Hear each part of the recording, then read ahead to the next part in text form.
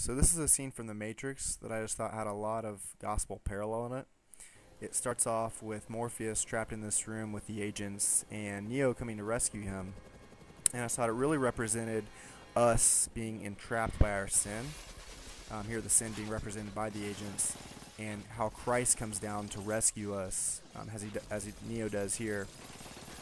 And Christ will wage war against this sin for us, and we don't even see it going on. Kind of how Morpheus is kind of oblivious to it right now, and just living in it, does not see what's going on around him, how he's living in these worldly desires. And Christ comes and he starts destroying the sin in our lives, and the sin will never fully go away because we live in a world full of sin, and it'll always come back up in different areas of our life.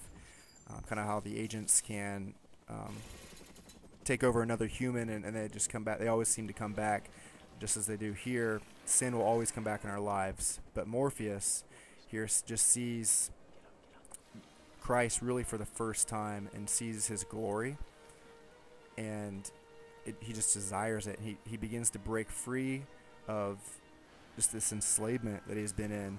He no longer wants to be a slave to the sin.